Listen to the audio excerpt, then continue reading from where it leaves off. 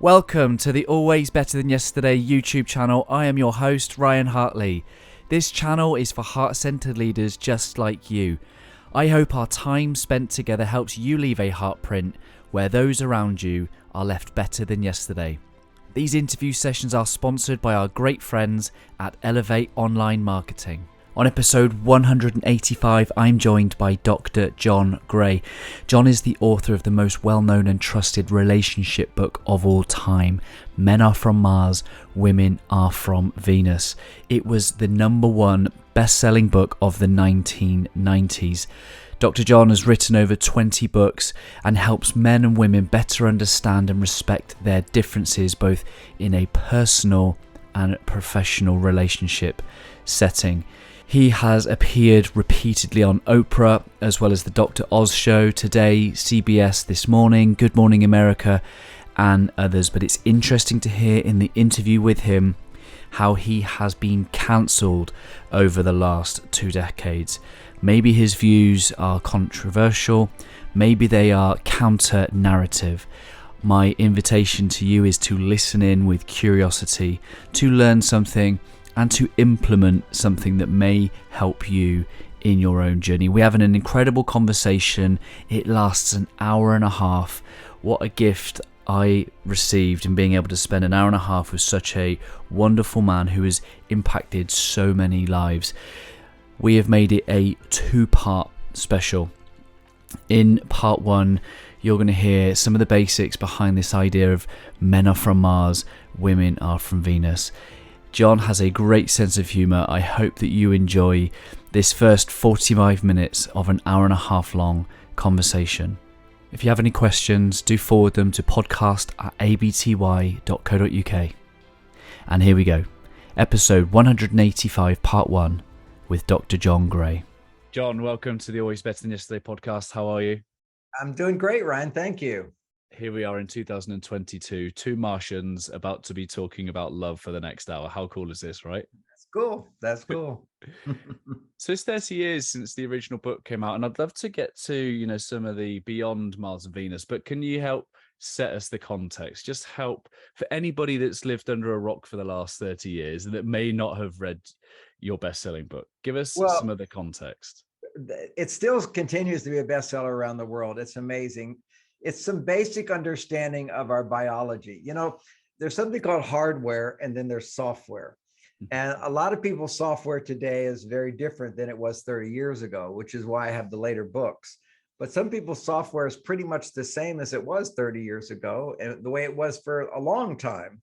And because software changes, hardwire is hardwired. We are men, we are women. And because of that, we don't instinctively understand where our partners are coming from. For example, one of the popular ideas of Men Are From Mars is that men go to their caves. And it doesn't mean we're upset with our wives. It could be anytime a man is stressed, he needs to be quiet for a while. In the ancient days, they'd meditate, and in meditation, one of the goals is to forget everything, just to forget everything, empty your mind. And that was primarily not taught to women. Okay. It was primarily taught to men. And you can go to India and you can find out. Women say, oh, that's very, very difficult. I can't do that. Modern women can learn to meditate and it can be very helpful because they're more on their male side, but they still don't have the hardware of a man. So it's not going to be as easy for them, generally speaking, to let go of the stress of the day by just forgetting it. But the design of men is such that we need downtime where we're producing hormones of masculinity. And if we come home and we suddenly start interacting with our family and our wives every day, we're producing the hormones of nurturing and love. And those are feminine hormones. Now, it's okay for us to have feminine hormones, but too much will actually push our male hormones down. So we need that cave time. And that was a surprise to women. Many women went, oh, that's so good, because I thought he was angry with me. And I wondered why, when I ask him a lot of questions, he just becomes more angry with me. And his experience is often that, I wasn't angry with you, but now you keep bothering me, getting angry with you. He needs to have some alone time. And women, on the other hand, need more connection time. Connection creates estrogen, progesterone. These are female hormones that regulate the stress levels in her body. So if she comes home from work and she has some stress, she can talk about it. And just talking about it actually helps her to feel more connected to her partner, helps lower her stress. And she's not always talking about it to get his advice. And that's the big takeaway for men in the book, which is when my wife's talking, she doesn't always want me to interrupt with solutions. And it's literally, if you're a bunch of men together and there's a problem, the guy who comes up with a solution first is the hero, right? So we're like ready to go. We're Ferraris to give her solutions, to show her how capable we are, we want to help and so forth. That's not always what's most helpful to her. It's really interesting. You know, my wife and I, we've been together 20 years this year. So we're like childhood sweethearts. And we almost like got to a point where, you know, we got to that point where we had second child and we started to do this. And unfortunately, we had a bit where we had to bang our heads together. And in banging our heads together, we started to read things like this and the 5 love languages. And then we started to understand that what was love to me wasn't love to her. And I think that's the general premise of your book, isn't it? It's understanding that love means different things. Like how did you make sense of that? Because I would have needed to have read that book far sooner than what I did. I probably would have benefited from being given that at school age, you know? Well, the first one of the chapters in Men Are From Mars as well is our different love languages. And I take a different approach than Gary Chapman in the 5 love languages. From my point of view, the 5 love languages, actually, every woman needs those. Okay. If she doesn't, she's missing a part of herself. I look at it biologically as well. Biologically, whenever you're the recipient of something, it produces estrogen. And whenever you're producing a result, it's producing testosterone. And men need 10 to 20 times more testosterone than women. Women need 10 to 20 times more estrogen than men. So literally all of those 5 love languages is about receiving. And many men, when they do those, will say, well, my favorite is acts of service. But that actually, every man wants acts of service. It makes us lazy. It's when we're serving women, that's what raises their estrogen up to the highest. And many women don't feel, they basically value communication a lot more and intimacy. But see, all of those 5 love languages, every man can take note, even though she says she only wants 2 or 1, all 5 is what the answer is. And for men, the love language of men is for women, when men do these things for her to then appreciate what he does for her. So that's my love language, is very gender specific, which is anything you do that meets a woman's need. If she responds to it with appreciation, your testosterone goes up. Second one is anytime you make a mistake and she still loves you and says it's not a big deal, she's giving you the message, I accept you just as you are. Sometimes you're wonderful, sometimes you're not, but I love you just the way you are. That's a very powerful thing for men. Men need to feel accepted just the way they are.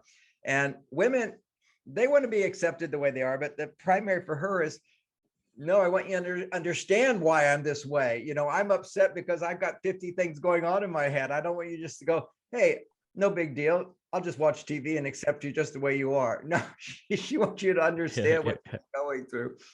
And a lot of these ideas I learned, of course, in my world is they're very controversial because they're not taught in universities. And it's taught from my own experience of being a therapist and having a wonderful marriage.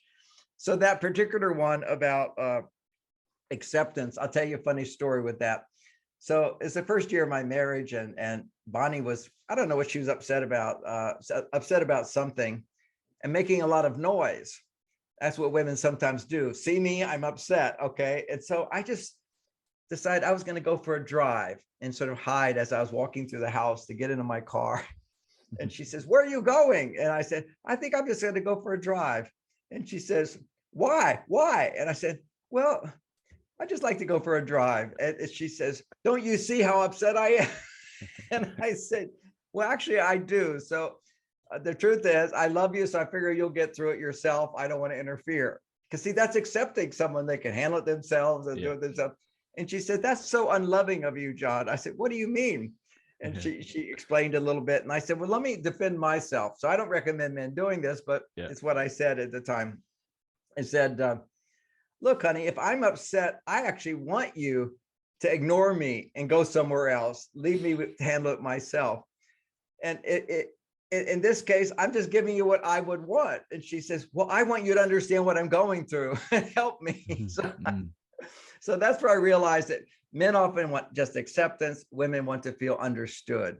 And of course, you take that further. And in the 90s, when I wrote that book, the number one complaint women had at that time, it wouldn't be the number one now, but it's a complaint there, which is men don't listen. Men don't listen. They always say, and being a man, I always listen. It's just then we say something like, well, don't worry about it. And they go, see, you're not listening. Yeah. And what they want, and they weren't articulating it either. So it was very confusing to men. So I said, men, just don't talk. And if she asks you questions, well, what do you think? Don't tell her what you think. Instead, ask more questions. Help me understand that better. She talks a little bit. Well, tell me more. And what else? These are things that draw women out. And ironically, this is sort of counterintuitive. But when you listen to a woman, you're actually penetrating her. You're in the male energy of penetration. And she's being penetrated if you ask questions. It's kind of like sex. So, but everybody's got it backwards. She wants to get you to talk. And they feel insecure, because what happens is when a man is listening to a woman, sometimes he has to think about what she said. It's like, is this irrational? Is it something I'm supposed to do? Did I do something wrong? But is it fair? Or why is she so bothered about it? So we're puzzled. It could be a million different things we're thinking. But as soon as we go thinking, we go very left brain.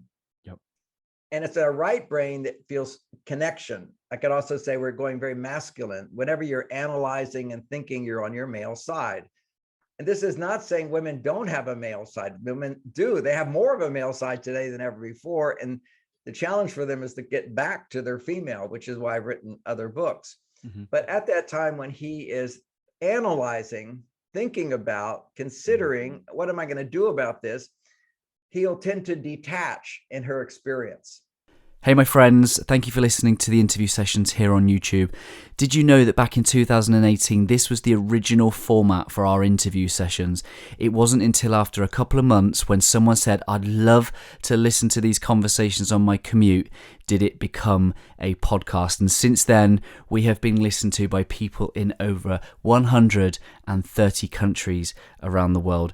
If you are enjoying this podcast, if you're enjoying this interview, I'd be really grateful if you'd head over to iTunes and leave us a 5-star review. And once you've done that, be sure to take a screenshot, tag us in at Always Better Than Yesterday UK, and I will send you a 20% discount to our merchandise store as a thank you from me to you. Here we go, back to the interview session. And so then she feels, what happened? What's going on? Because they need, for female hormones and well-being, they need to feel connection, a greater sense of connection than a man. So what she'll do is say, what are you thinking? And please, men, don't tell her what you're thinking in that moment, because you haven't finished putting it all together. You see, what we're trying to do is figure out, okay, what's the best response? Okay. We're kind of like in the middle of it. And she'll say, so what are you thinking? And so you'll say something, and then she'll say, well, why are you thinking that? Why would you feel that? And now you're in a big argument. So you can't just say, I'm thinking nothing. You could just say, well, I'm just thinking about what you said, but I need more information. Help me understand it better. So that's the friendly way of now coming back to you're the masculine energy penetrating her. So that would be, one of the examples of that book. Another really wonderful takeaway for men. I just realized, I'm a good provider for my family, but that's not enough. Today's woman, she needs more to make her more feminine. They need lots of little things. Yeah. So on Venus, we might put it that way. Every act of love scores equal to every other act of love. Yeah. And that's not the way the work world is. Okay. It's not everybody gets the equal response. You do something great, you still get paid the same as everybody else. That's communism, by the way. And that's also, according to the new terminology, that's equity.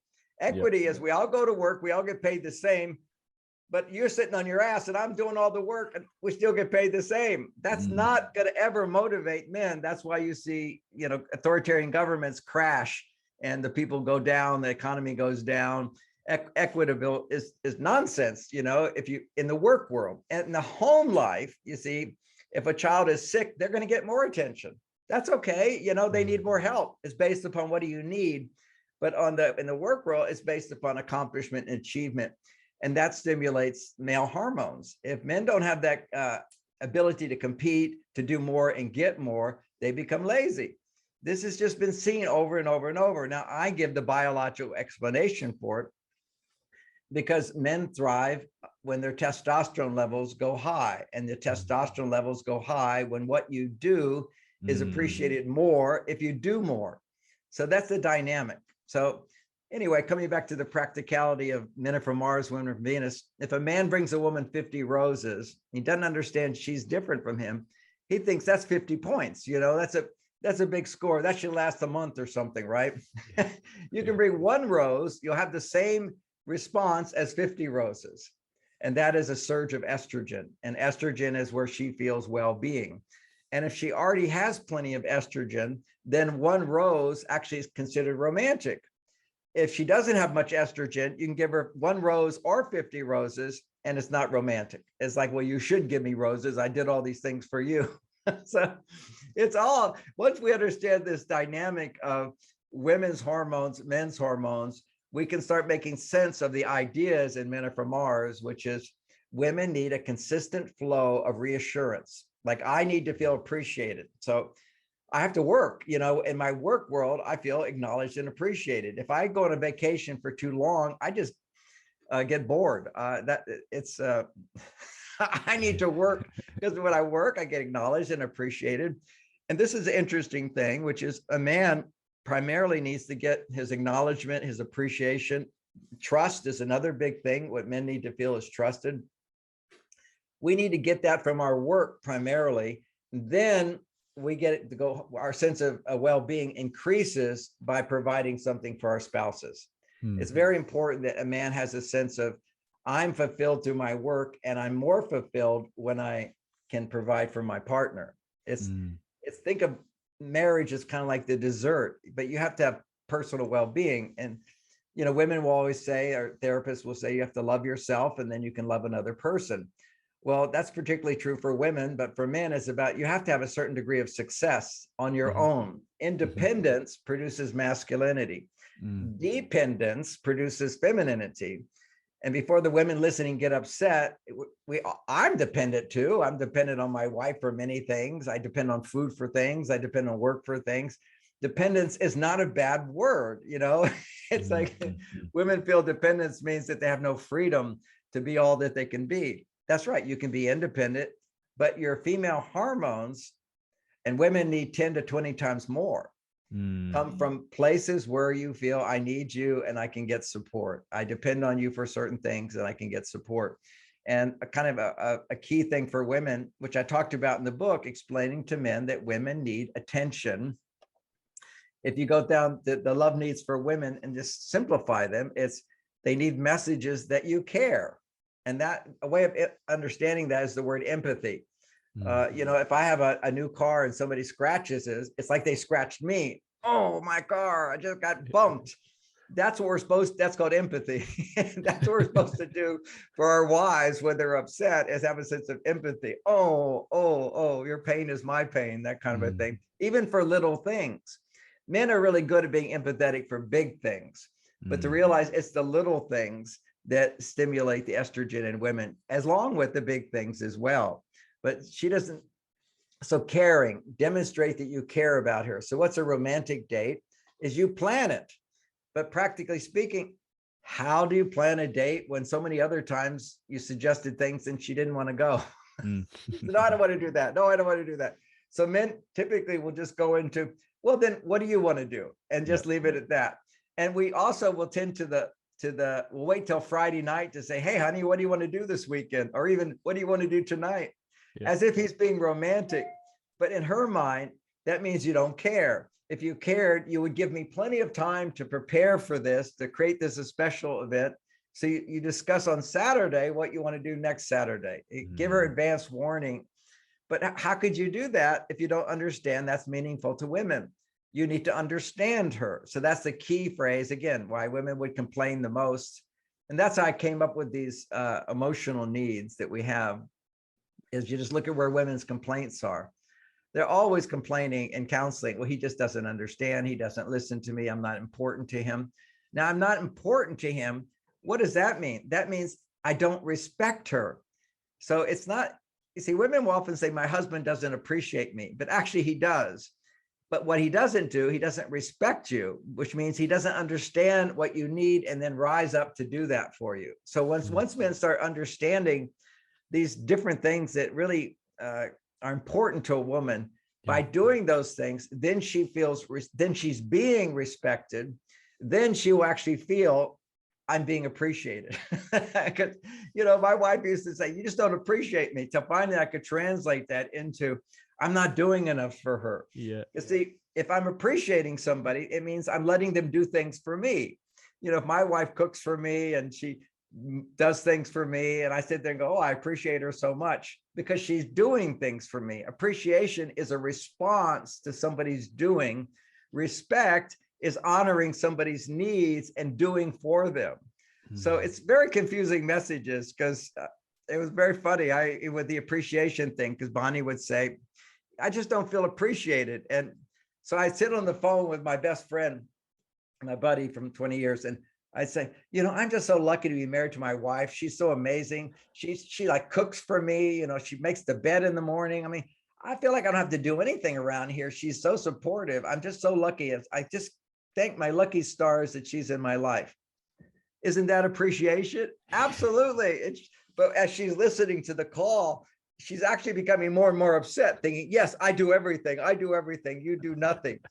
That's not appreciation. That means you're not being respected. You're not being seen. You're not being heard. You're not being understood. He's not motivated to do things for you. And so we've got these built-in sort of obstacles if we don't understand what we're dealing with and we just follow our feelings. People just do what they feel like doing. Well, I feel like eating ice cream all day long, but I'll become fat. Okay. I do eat ice cream. I just have to moderate it. Okay. So I do what I like to do, but only up to a certain point. Freedom has limitations. And a lot of people just can't deal with their freedom. It's a hard thing to deal with. You see people who suddenly win lotteries, they go nuts. You see people who make a lot of money suddenly, they become drug addicts. You know, they go to rehab, they're unhappy, they commit suicide.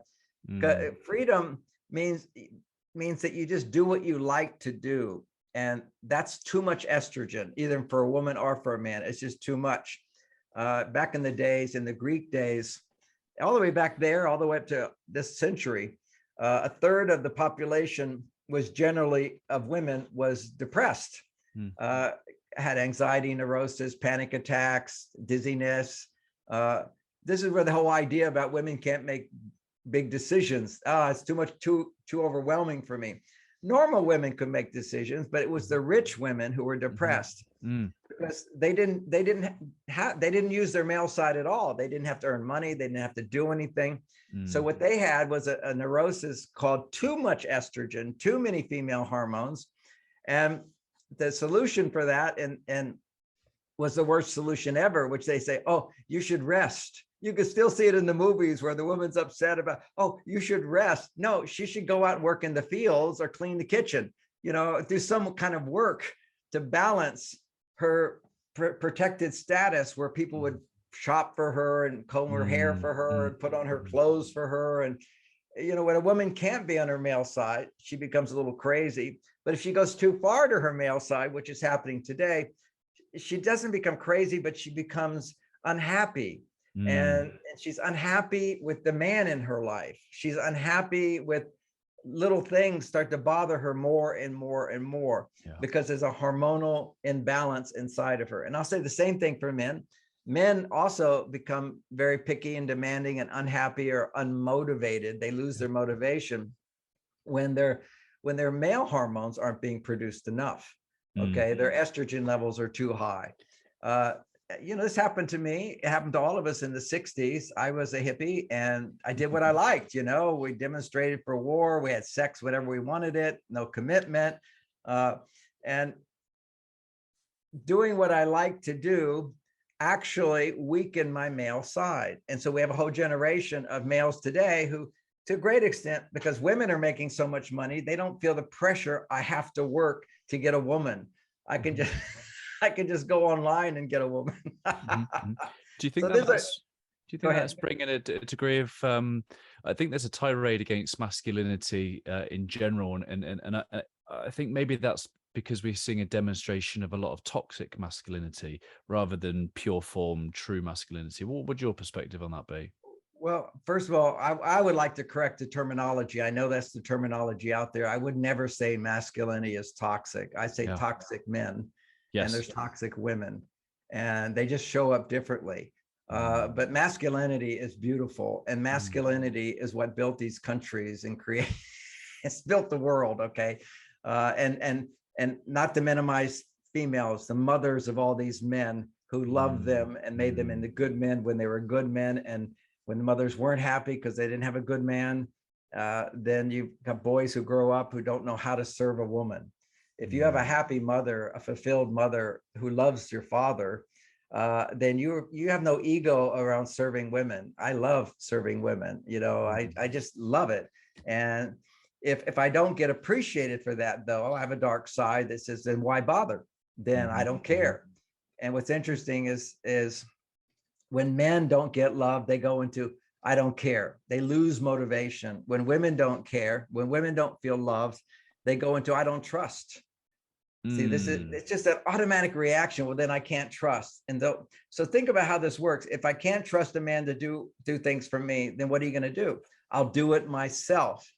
And now she goes to her male side because today she has the freedom to do it herself. In the past, the culture said, hey, you can't get a job. You don't have education. So you need to find a man. You need to depend on him. You need to find how to get him to do stuff for you. Because there's an art to that. There is an art. And we didn't really have to be so artful at it in the past because women usually picked the man who she didn't ever have to complain about. See, if you don't complain to a man, you'll always bring out the best in him. And if you don't expect more from him at home, then you'll bring out the best in him. What you expect from him is what he does when he's outside the home. That's how women picked men. It's such a paradox, isn't it? It's such a paradox, isn't it? You can see every opportunity to improve someone, and yet to improve them, you're not to say it. That's right. That's right. But see, in those days, you didn't have to improve him. Sure. Women, you see, if you go back, I remember being at the Galapagos Islands, and at night, all the birds have sex, and these big birds, and the women are basically checking out on the ground. The women are circling around, and the guys are all down there showing how powerful they are. Okay, and there's wingspan, and this thing happens under their throat, and the women pick the guy who she doesn't have to change. See, today, if you pick a guy today, he has to change because he doesn't know what you need. In the old days, men didn't have to change because society told them what a woman needs. What she needs is you to have a job. And when you come home, to never get angry. That was it. You never strike her, get angry with her. And men have no need to get angry if women are not trying to change them. But today's woman needs a man to change because she has different needs and he hasn't been instructed on those. It's not enough just to have a good living. You know, a woman wanted a strong, protective man. She wanted a man who had a job, and that was it, and wasn't an alcoholic. Okay, so if you got those three things, you got heaven. But we've evolved as a human race where women have gone to their male side, which means what do they need a man for? Many women ask today, why do I need a man? So many women are single because they don't, why do I need a man? I make all this money. I can get a sperm donor. I can have children if I want to have children. So what do I need a man for? It's called, this is what we all need is human contact. We interact through love. You don't have love until you can make love. Making love is really what marriage is about. Marriage is the guy, you pick the woman that you want to have sex with, basically, who will have sex with you. You know, this is a major biological component. These hormones of well-being are all sex hormones. It's estrogen is when a woman's estrogen levels rise, you know, in the like 20 times higher, then she wants sex more than men. This is a key factor. Women love sex when their estrogen goes up. If their estrogen is low, they have no awareness of their need for sex. This is basically what drives us all, is the need for comfort and shelter and food and sex. This is the primitive hormones that keep us breathing, that keep us digesting, that keep us feeling well-being, that trick our brain into making love, into making a commitment for a life. Yeah. They just feel so good. But we don't know how to keep those now. When women are on their male side, they're making male hormones rather than the female hormones. When men are on their female side, the freedom to do what you like, they don't have the pressure. See, there's a pressure that men need to feel, just like going to the gym. If you want muscles, you have to feel the pressure. You have to push harder and push harder. And it was part of the social engineering of the past, which was to create a culture that supported men being masculine and a culture that supported women feeling feminine as best as we could. Today, we have a conscious social engineering that's pushing women to be masculine and pushing men to be feminine. And it just doesn't work because our hardware is different. I saw you speak, and I loved seeing you speak at Tim Gray's Health Optimization Summit back in May. And I think you were talking about, obviously, we know that the love chemical is oxytocin. And one of the interesting things that you shared was that it responds differently in both men and women. How does oxytocin manifest in different ways for men and women? There's no research showing oxytocin lowers stress in men. There's research that shows oxytocin lowers stress in women, but doesn't even explain why oxytocin lowers stress. It lowers stress because oxytocin is a hormone and it will happen in men and women. The hormone is when you feel safe, when you can relax. As soon as you can relax, men lose all motivation to do anything and they feel passive and their stress levels will go up.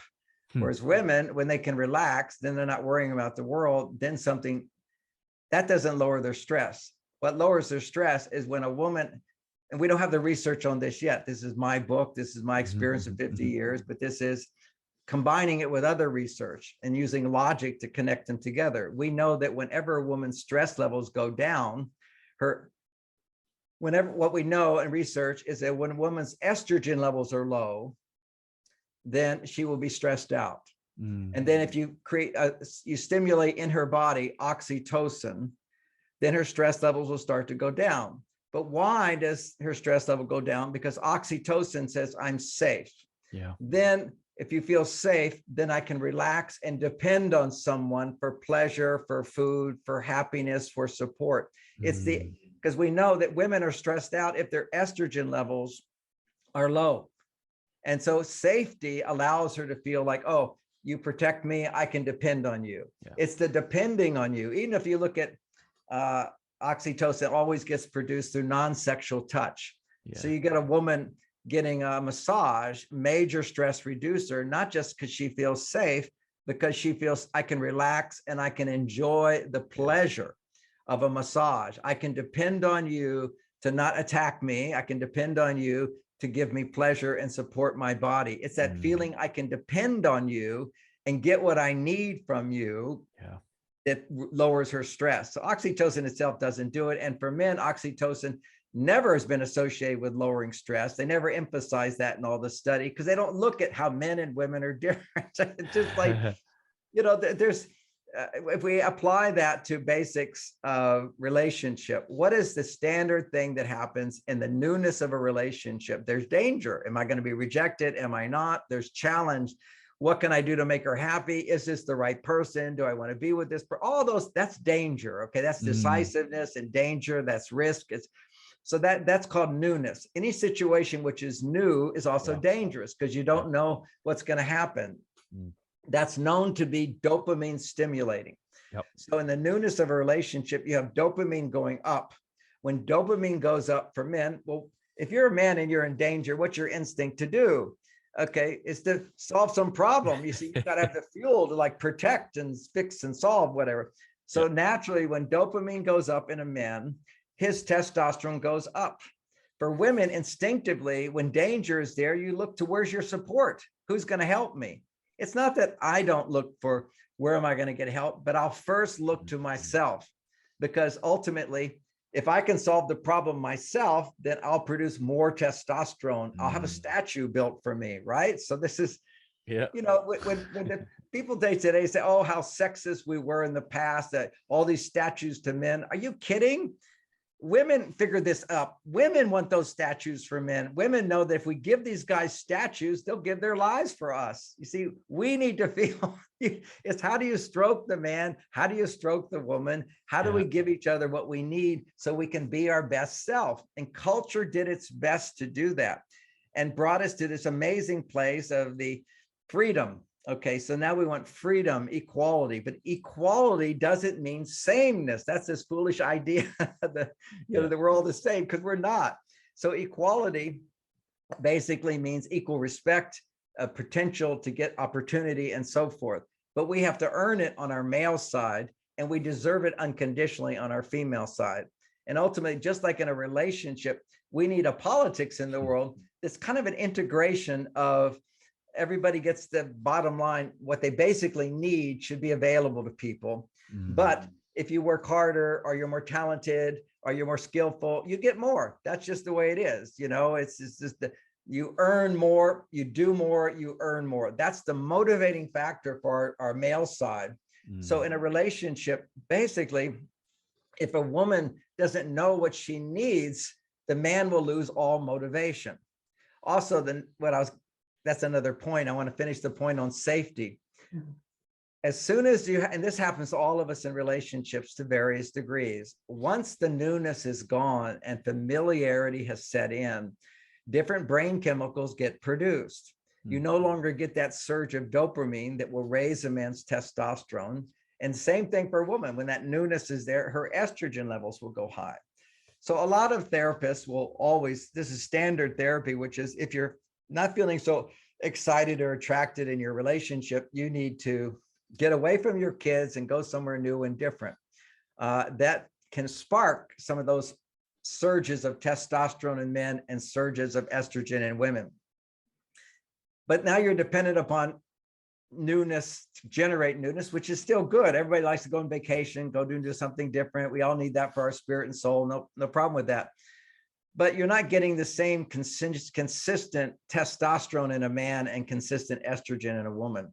So in spite of levels of dopamine or newness, if you have good communication skills, which are based upon men saying and doing things that raise a woman's estrogen, and a woman responding to his doing in a way that raises his testosterone, you're no longer dependent on high dopamine levels in order to feel passion for each other.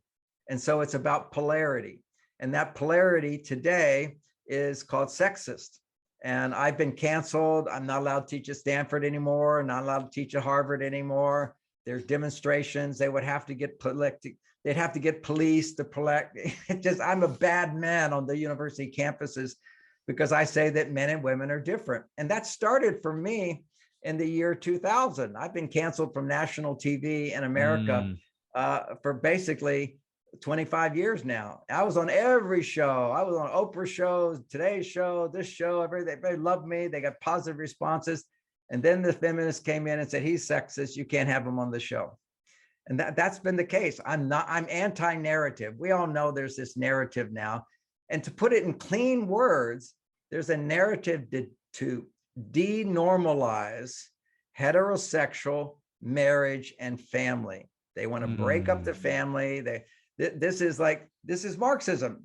You can't have family units, otherwise you don't have slaves. Once you have everybody dependent on the government, you're going to be slaves. So back to marriage. You see, I can't help but get a little political with all this because I find it fascinating. I find it really, I'm willing to go there. I'm willing to have that conversation because I think, sensible people can entertain a variety of different perspectives. And, I find it's really interesting how you can go from flavor of the month, flavor of the decade, one of the best-selling books of an entire decade. To then over 10 years later. Absolutely none. Well, I mean, I don't need to talk so much about that, except that today's society is going in the wrong direction. What we have is 87% of the population on antidepressants. Yes. This is insanity. This is like crazy.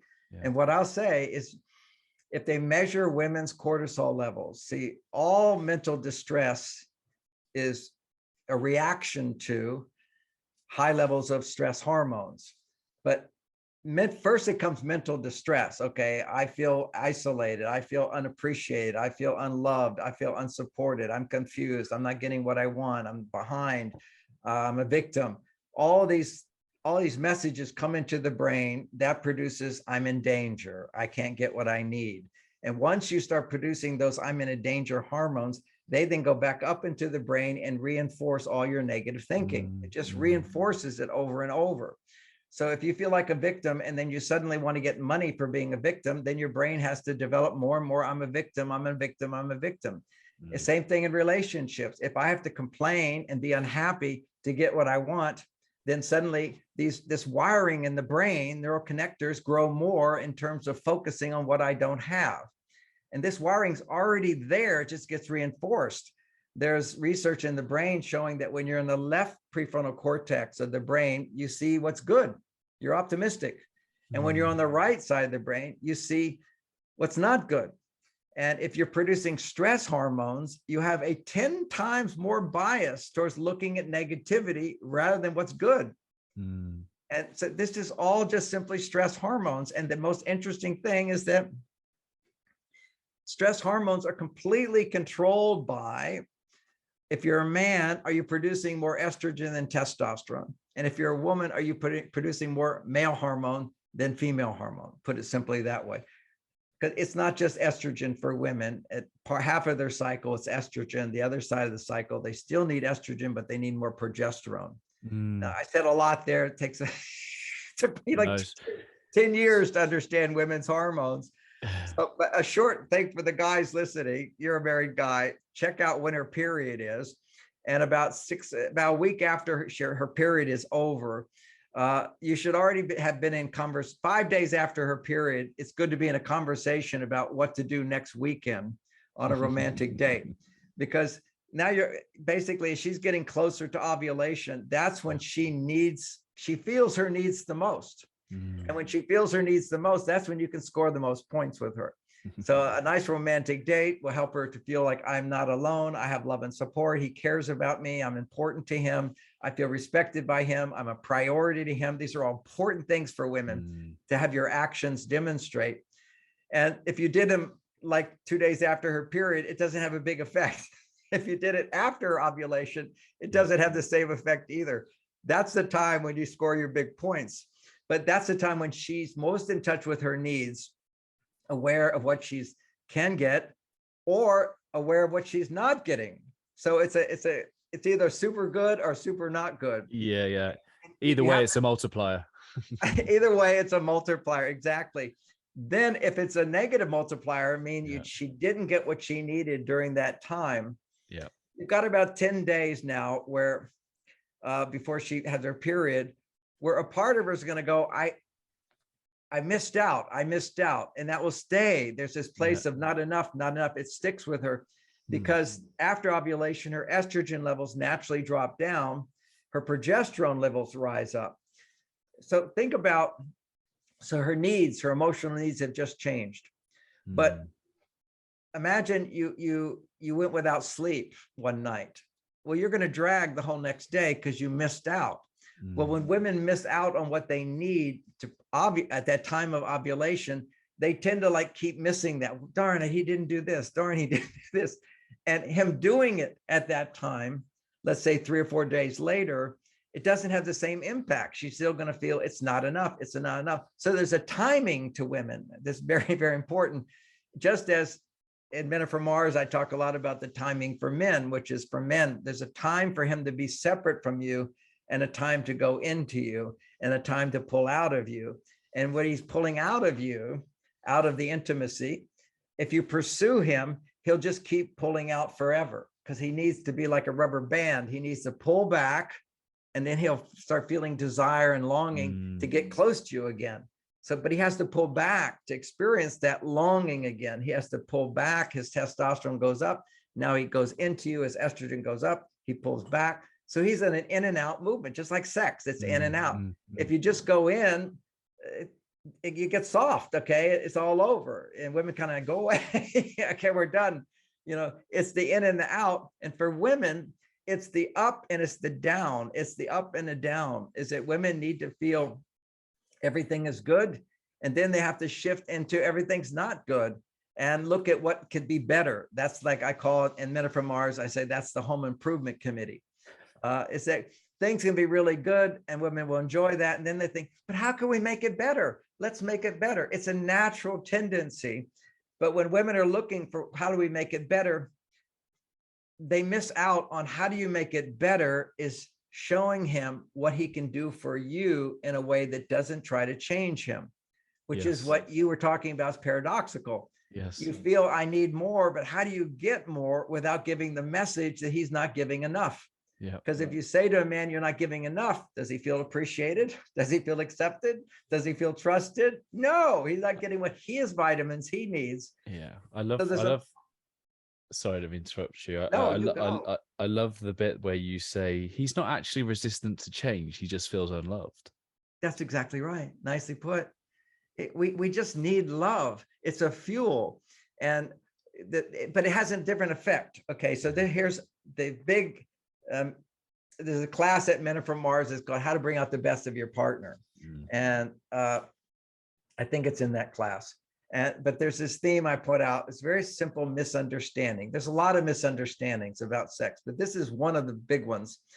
In the beginning, men are naturally motivated. They're very attentive. We've got the energy to do it. It's the newness. Okay, so my wife passed on 4 years ago, and now I'm in another relationship, and it's somebody who I had known in China, who's one of my teachers there. And so we're having a relationship. And so she's flying in, right? So I'm suddenly motivated. Okay, I cleaned up the house. I got some flowers. Went shopping. Everybody knows when you bring guests over to your house, you're suddenly motivated to clean up the house. Okay, this is called newness, challenge, and all that. Dopamine goes up. You don't want to look like a slob, so your dopamine goes up. You now have the motivation to do it. Well, men particularly, testosterone is what motivates men. And so in the newness of a relationship, men have a lot of motivation.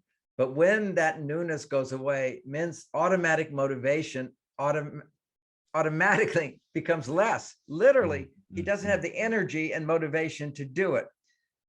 Women, on the other hand, women have this unrealistic expectation that he's so motivated, he'll always be that way. No, it's not automatic. What you got was these automatic hormones that did that, but they only apply in certain situations.